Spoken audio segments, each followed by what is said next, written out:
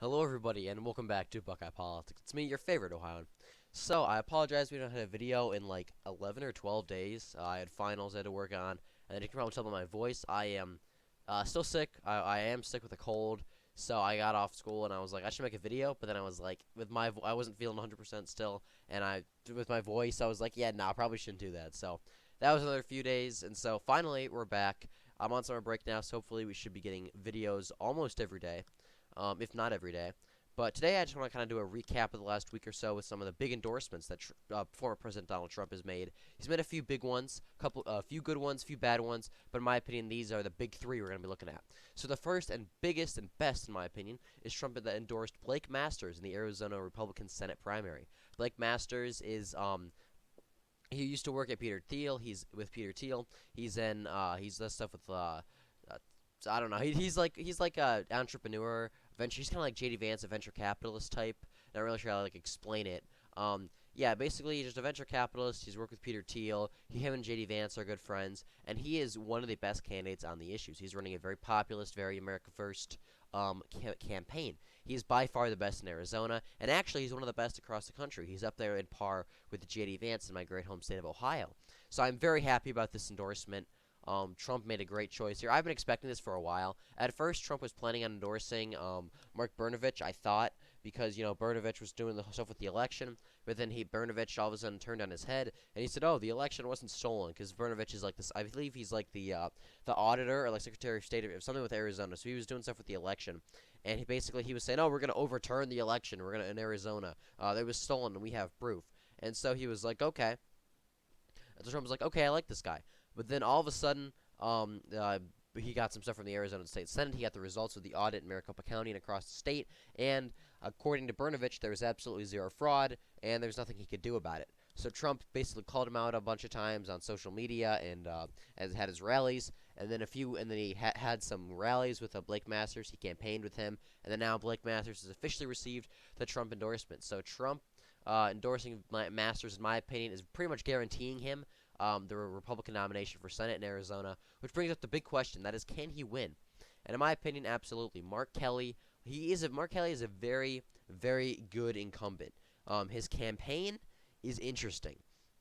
Mark Kelly ran as kind of this he's an astronaut. He spent like a long time in space, and so he kind of ran as this like suburban, moderate, neoliberal type in Arizona, which is a perfect candidate for Arizona, especially against Trump, who was not a very good fit for the state, and in a very good national environment for the Democratic Party. Mark Kelly managed to narrowly win over Martha McSally and become the first Democratic senator from Arizona in some time.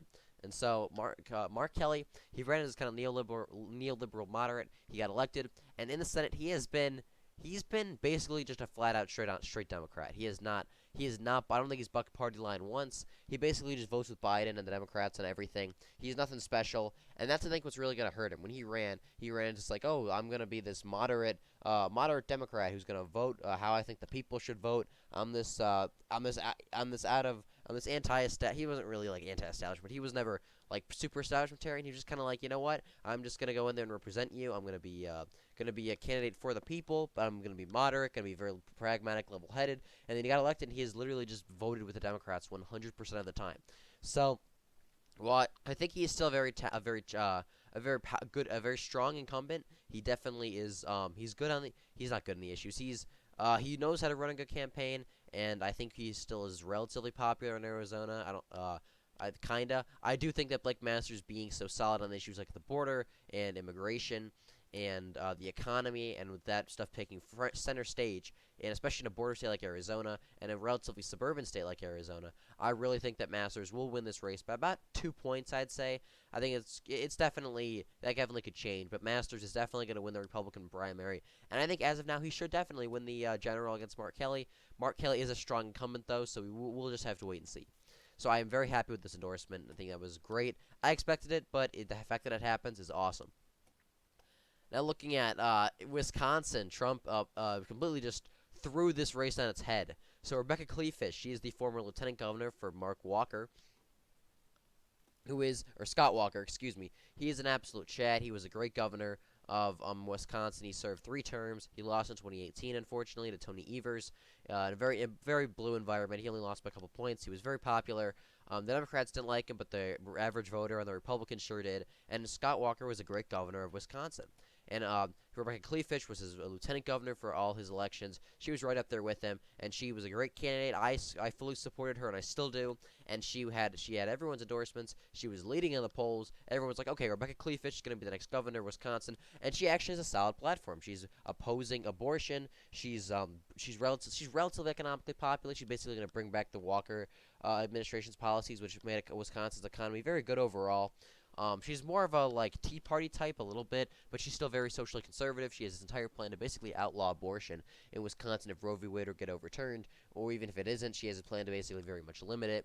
And she was a really good candidate. She was great on the issues. She was very electable. She's a suburban mom type, but she's like based on the issues. She had a great campaign. And then Trump just came in here and endorsed Tim Michaels. I've some people pronounce it Mickles. I've always heard it Michaels, so I'm gonna call it Michaels. But Tim Michaels, he's this like I have no idea why Trump endorsed him. This guy he in like one poll he was beating Rebecca Kleefisch. All the other ones she was beating him by a lot, and he was just I don't even know. This guy is like basically a no name, honestly. Like I mean, he surged a little bit recently, but really his like issue. If you go to his website, he doesn't even have an issues like page. I don't even know what this guy stands for. Like honestly, so I have no clue why Trump endorsed him. And Trump just threw chaos into this race. This race should have been Rebecca Kleefisch should have won relatively handily. It wouldn't be a landslide. Michaels would probably put up a bit of a fight based on polling, but she should have won this race by a relatively sizable margin and gone on to beat Tony Evers by 3, 4, maybe even 5 points. Tony Evers is very unpopular, and Kleefisch was a great candidate. But now we have this guy who might end up being the governor of Wisconsin, or more like he might be the Republican nominee for governor, and we don't know anything about this guy. And he has an iffy past too. This guy has just barely even lived in Wisconsin. He initially was he split time in Wisconsin on the East Coast. He's a businessman. He does stuff with infrastructure and like construction. I think he's a construction man. He owns a big construction company, and he spent a lot of time in New York and Connecticut. And he didn't even pay Wisconsin state taxes for a couple of years in the like mid 2010s because he was living in New York and Connecticut.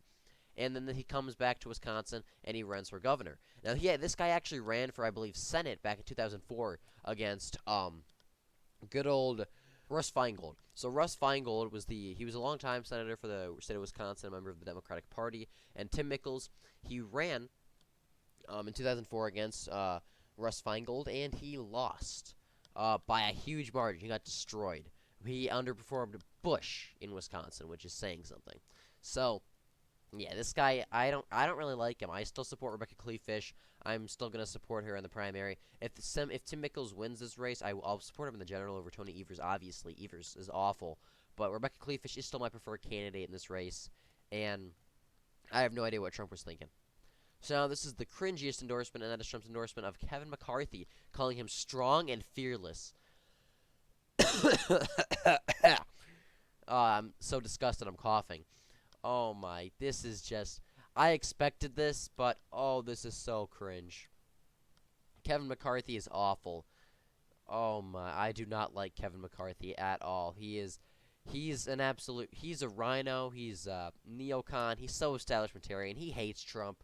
Trump literally only endorsed him just to avoid chaos. The establishment was I mean, and we saw this coming. Trump had to endorse Kevin McCarthy. Like there was no one he had no serious challenger, and being in such a high leadership position, Trump had to at least come out in support of him at least a little bit. I think calling him a brave and fearless, strong and fearless leader is a little too far, but Trump had to say something to keep McCarthy and the establishment happy. But this was just painful. Painful to read. So McCarthy at one point, he has considered impeaching Trump. He's told Trump to resign.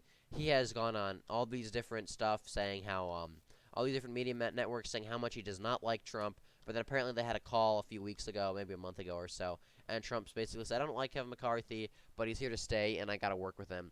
And so Kevin McCarthy, he got the endorsement.